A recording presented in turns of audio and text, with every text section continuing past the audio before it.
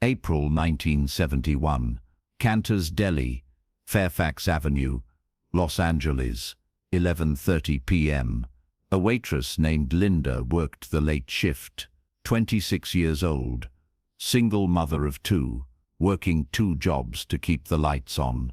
That night she served a customer who sat alone in the back booth. Older man, wore sunglasses inside, a hat pulled low, ordered coffee and corned beef. Barely spoke, seemed irritated when she checked on him. Left no tip on a $4.50 check, just a crumpled napkin on the table. Linda almost threw it away. Then she opened it. What was written on that napkin? In blue pen, in handwriting she didn't recognize, changed her entire life. Not because of what it said, because of what it did. And when Linda finally learned who that customer was 3 days later, she sat down on her kitchen floor and cried for an hour. This is that story.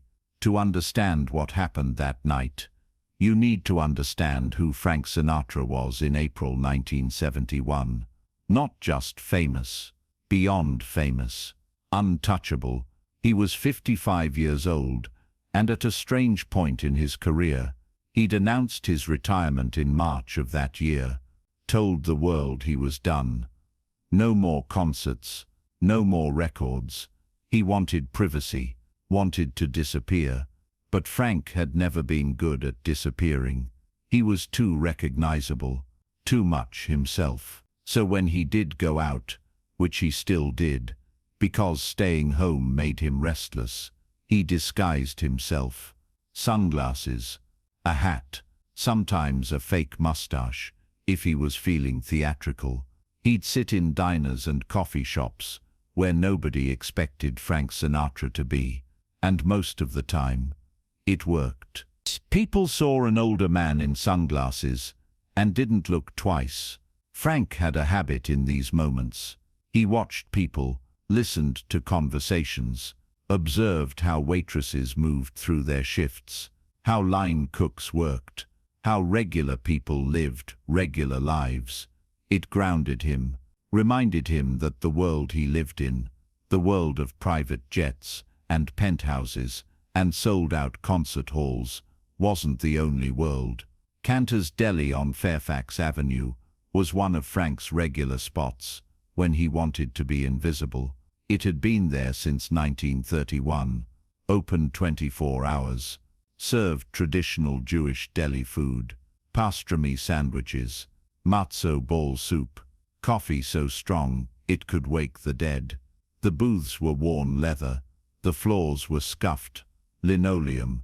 It was real, unpretentious, exactly what Frank needed. On the night of April 14th, 1971, Frank walked into Canter's around 11:30 p.m. Sunglasses on despite the late hour, fedora pulled low. He took the back booth in the corner, the one where he could see the door, but nobody entering could see him easily.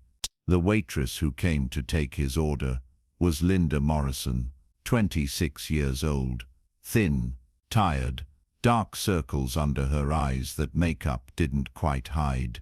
She wore the standard Canter's uniform, black pants, white shirt, black apron. She carried a notepad and a pen and a smile that looked like it took effort. "What can I get you?" she asked. Frank didn't look up. "Coffee, black, and the corned beef sandwich." "Anything else?" "That's it." Linda wrote it down and walked away. Frank watched her move through the diner. She had 5 other tables, a family with 2 young kids who were making a mess, a drunk man at the counter who kept trying to get her attention, a couple on a date who couldn't decide what to order. Linda handled all of it with patience that looked practiced, professional, but Frank could see the exhaustion underneath. When she brought his coffee, Frank noticed her hands were shaking slightly. "You okay?" he asked. Linda forced a smile. "Long shift." "I'm fine." "How long?" "Started at 3, off at 1." Frank did the math. 10-hour shift. You do this every night? Linda hesitated, like she wasn't sure why this customer cared. Most nights. I have another job during the day. Grocery store. Mornings. 2 jobs. Bills don't pay themselves. She set down the coffee. Your sandwich will be up in a few minutes. She walked away before Frank could ask anything else. But he kept watching, kept noticing things. The way she moved a little slower than the other waitresses. The way she rubbed her lower back when she thought nobody was looking. The way she smiled at customers but it never reached her eyes. When Linda brought Frank's sandwich, he asked, "You have kids?" Linda stopped. "Why do you ask?" "Just curious." 2, 6 and 4. Who's watching them tonight? My neighbor. She charges $5 an hour, which is basically what I make after taxes here. So I'm working to pay someone to watch my kids while I work. Linda laughed, but there was no humor in it. "Sorry, you didn't ask for my life story." "I don't mind," Frank said quietly. Linda looked at him for a moment. This older man in sunglasses and a hat. Something about him felt different, kinder than he'd seemed when he first sat down. "You sure you don't want anything else?" "I'm sure. Thank you." Linda walked away. Frank ate his sandwich slowly, drank his coffee, and thought about what she'd said. Working 2 jobs to pay someone to watch her kids while she worked. It was the kind of trap millions of people lived in. The kind of trap that ground you down until you couldn't remember what not being exhausted felt like. Around 12:30 a.m., the diner quieted down. Most tables had cleared out. Linda was wiping down the counter when the drunk man called her over again. Frank couldn't hear what he said, but he saw Linda's face tighten, saw her shake her head, saw the man grab her wrist. Frank stood up, walked over. She said no. The drunk man looked up. "Who the hell are you?" "Someone telling you to let go of her wrist." The man let go, muttered something under his breath, threw some bills on the counter, and left. Linda stared at Frank. "Thank you. You didn't have to do that." "Yes, I did," Frank said. Then he went back to his booth. At 12:45 a.m., Frank was ready to leave. He'd finished his sandwich, finished his coffee. The check came to $4.50. He pulled out his wallet, looked at the bills inside. Then he pulled out a pen. He wrote something on the napkin that had been under his coffee cup, folded it carefully, left it on the table along with a $5 bill to cover the check. Then he walked out without saying goodbye. Linda came to clear the table 5 minutes later. She saw the $5 bill. No tip beyond that, just the crumpled napkin. She almost threw it away, almost tossed it with the used silverware and the dirty plates. But something made her unfold it. Inside, written in blue pen, was a note. "Linda, your children are lucky to have a mother who works this hard for them. You deserve help. Call this number tomorrow morning. Ask for George Jacobs. Tell him Frank sent you. He'll explain everything." Below the note was a phone number. Linda stared at it. Frank. Who was George Jacobs? Was this some kind of joke? Some creep who'd sat in her section and now wanted her to call him?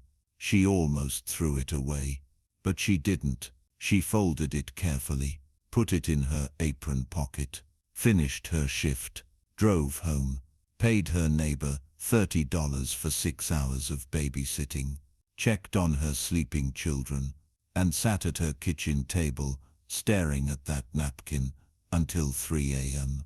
The next morning, Linda didn't call. She was too tired, too skeptical, too afraid it was some kind of scam. But the napkin stayed in her pocket, and the next day, when she was folding laundry and found it again, she thought, what's the worst that could happen? She called the number.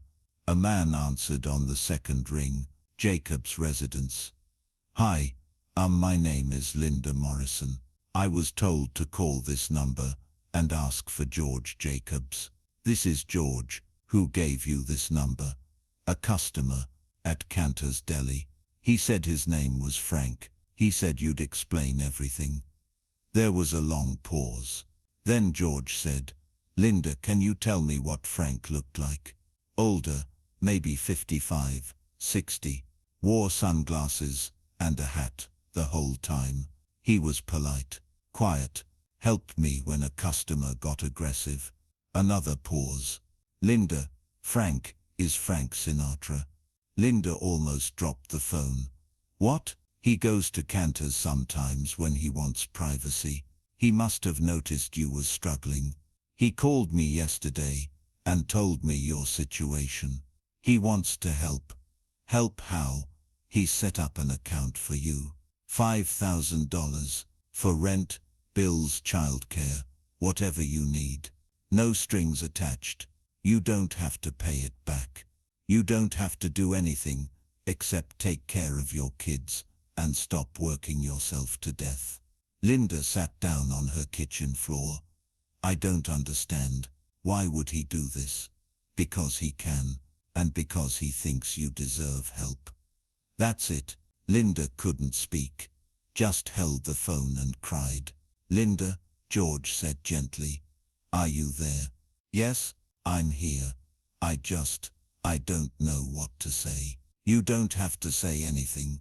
Just give me your information, and I'll make sure the money gets to you. 3 days later, Linda's bank called, said there'd been a deposit, $5,000, from an anonymous donor. Linda called George to confirm it was real. He said it was. Linda quit her night job at Canter's, kept the grocery store job, but now she could work regular hours, could be home with her kids at night, could pay for decent childcare, could breathe. She tried to thank Frank, called George and asked for a way to reach him. George said Frank didn't want thanks, just wanted her to use the money well and take care of her family.